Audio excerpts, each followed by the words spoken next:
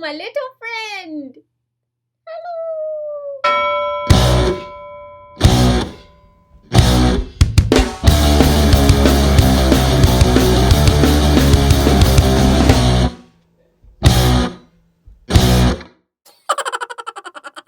Hi, welcome to Kick-Ass Switch, putting the K in magic. I'm Joanna DeVoe, and you are watching video number 2 in Witches Who Run with the Wolves, which is the theme I'm doing here on Kick-Ass Switch for July. And it's largely, obviously, inspired by the fabulous Clarissa Pinkola Estes book, Women Who Run with the Wolves. But what I get from this book is that it is about soul retrieval. So I wanted to explore these messages in a way that apply to both men and women, because men and women, we have souls, right? We're all human people, and I think this book, the messages of this book, they're too good to just be specifically directed at one gender. So I'm opening it up for everybody, witches especially, and calling this month Witches Who Run with the Wolves. And the reason that I shared that little string doll with you in the beginning of this video is, well, if you listened to Tuesday's episode of Hippie Witch, you heard me talk about Vasalisa, the story of Vasalisa, the beautiful, and Baba Yaga, the hag witch. And it's a chapter in Women Who Run with the Wolves. There's a chapter on Vasalisa, and Clarissa Pinkola Estes, she explores this folk tale through many different angles. Like, it's a chunky, meaty chapter, but I just extracted this one piece that really resonates with me, and that is that of Vasalisa's doll. So that little doll that I shared with you in the beginning is my version of Vasalisa's doll. I will share in the blog post down below how I came to own that doll and what it means for me, but I'm not going to suck up too much time here in the video talking about that. So if that interests you, you can just read about that down below. But moving on, to make a long story short, Vasalisa is a beautiful young woman whose mother dies. But before her mother dies, she gives her this very special doll. And she tells her that this doll is a magical doll that will be a kind of guide for her, that will protect her and guide her through her life, and that she needs to keep it with her always and to feed it when it's hungry. So after the mom dies, Vasalisa keeps this doll in her pocket with her always, and it protects her and it guides her through a very rough period in her life, you could say. And I think that whoever originally wrote this folktale put the doll into the story very intentionally, and that it's no accident that this physical doll represents Vasalisa's intuition. That's what the doll represents.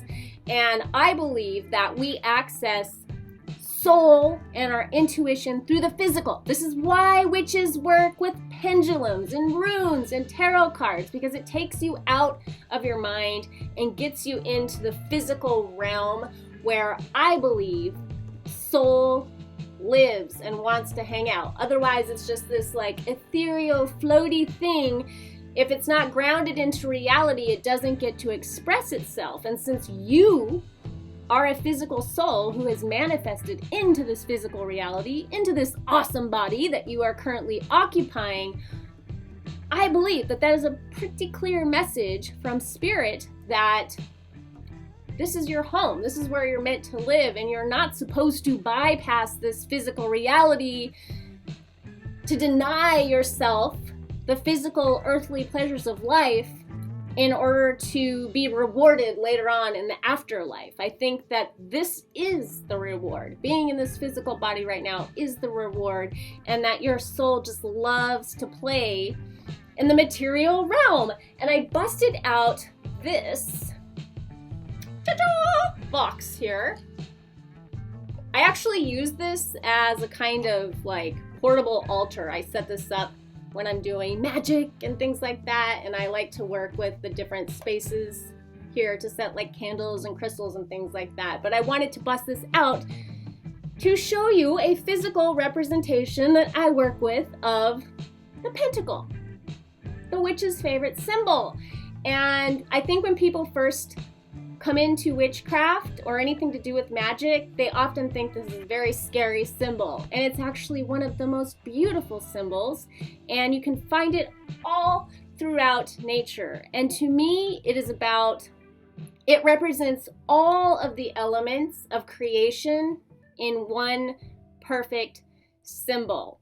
It represents the seed of potentiality. All creative possibility is represented in this pentacle, just as it's represented in you and in every star shape. But every human is a star. If you put your arms and legs out, your head, your hands, your feet, it forms a star. And I think this is by some sort of divine design in a way, like nature's most beautiful secret hiding in plain sight. Everywhere you look, you find stars. If you look, you will find the star shape in nature. Even if you're only just looking in the mirror, we literally, if you think about your mother being in the shape of a star, we literally enter into this physical reality through the portal of a pentacle. And if you look here, right there in the middle, it's like the center of, it's like a portal for soul to come through. And I believe that the physical is a lens through which spirit experiences itself, and it's like spirit's playground. And that it's a great honor to be here in the physical reality. The star shape, the pentacle, the pentagram, a lot of people will say represents, all five senses. Again, I don't think this is by accident. I think, consider, smell, taste, sight, sound. What am I forgetting? Vision. Did I say sight? Let's do this again. Taste, touch, sound, smell, vision. All five of your senses are represented in the star shape because we are sensual beings. And this is the seed of life. This is the stuff of life. And there's a song that I love from my childhood that I think is kind of ironic because it came to me by way of Christianity, a religion that actually asks that you deny these earthly, it doesn't ask, it demands that you deny these earthly pleasures for the promise of reward in the afterlife. So I think it's very, very ironic that we were singing this song in church. Again, nature's most beautiful secrets hiding out in plain view. But I've sung this somewhere before, in some video somewhere before, but I can't remember where. So I'm going to sing it for you again because I'm super duper goofy like that and I can't resist. And it has hand motion, so prepare yourself. It goes like this. The word of God is like a little bitty seed scattered all around. The word of God is like a little bitty seed scattered all around. Some on the road, some in the weeds, but everywhere you look you find a little bitty seed. The word of God is like a little bitty seed scattered all around. And it is! It is! So I have a very simple challenge for you this week, and it's a personal challenge. You can write to me and share your experience with this, or you can write about it in the comments section down below or on Facebook.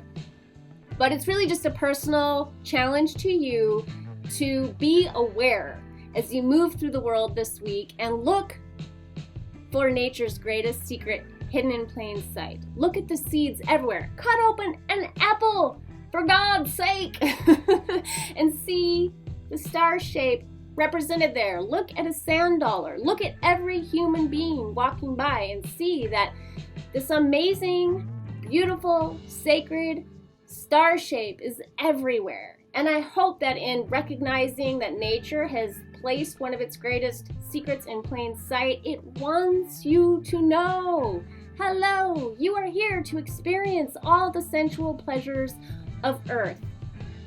Eat the beautiful food, straight from Mother Nature.